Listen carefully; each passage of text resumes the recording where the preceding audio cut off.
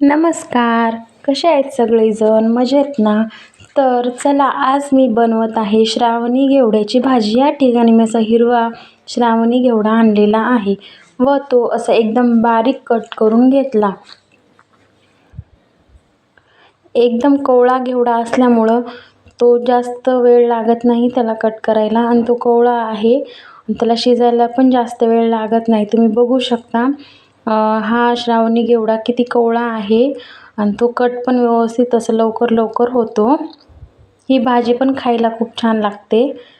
तुम्हाला ही रेसिपी नक्की आवडेल. हे बघा अशा प्रकारे माझा तो श्रावणी घेवडा कट करून झालेला आहे. एकदम बारीक याच्यामध्ये कट करून घेतला मी. आता व्यवस्थित तो धुवून घेतला. 2-3 पाण्याने असं स्वच्छ धुवून घेतला. हे बघा किती छान आणि हिरवागार असा श्रावणी घेवडा आहे व इथं धुवून स्वच्छ तयार आहे. तर इथं मी भाजीसाठी पॅन घेतलेला आहे. ते गरम करायला ठेवलं व त्यामध्ये 2 चम्मच तेल टाकून घेतलं व ते गरम झाल्याच्या नंतर या ठिकाणी मी इथं 1 चम्मच मोहरी टाकलेली आहे. ती अशी तडतडली ना त्यामध्ये 1 चम्मच जिरा टाकलेला आहे. ते असं व्यवस्थित खुलल्याच्या नंतर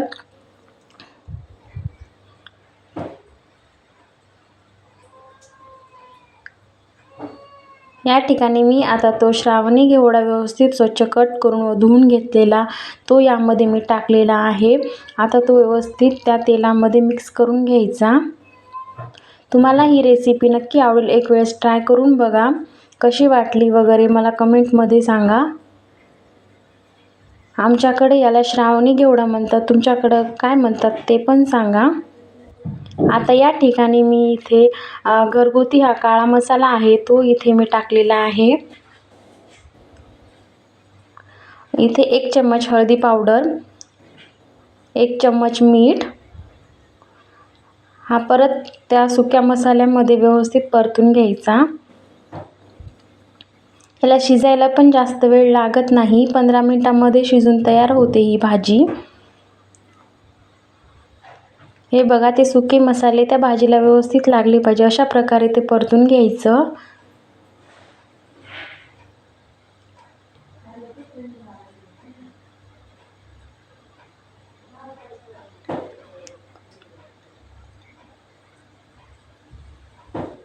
परतून झालेला आहे. या ठिकाणी मी 5 मिनिटासाठी अशी डिश ठेवलेली आहे.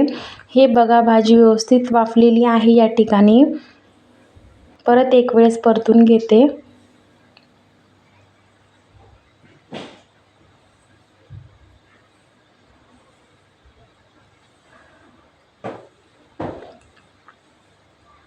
हे बघा तुम्ही बघू शकता किती चांगल्या प्रकारे भाजी वाफवलेली आहे. यात मी आता गरम पाणी करून ॲड केलं.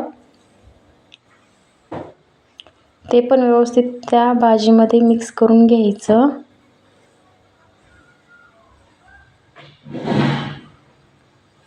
हे बघा भाजी पण किती छान दिसते आणि कलर पण छान आलेला आहे.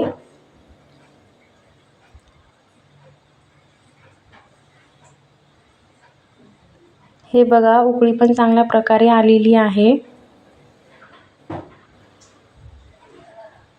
या ठिकाणी मी असे मोठे 2 चम्मच शेंगदाण्याचं कूट टाकलेलं आहे. कमी गॅसवरती असे शेंगदाणे खरपूस भाजून घेतले व त्याचा कूट मिक्सरमधून करून घेतला. तो या ठिकाणी मी 2 चम्मच वापरलेला आहे. हे बघा भाजी शिजवून तयार आहे. अशा प्रकारे आपली भाजी तयार आहे. तुम्हाला कशी वाटली कमेंटमध्ये नक्की सांगा.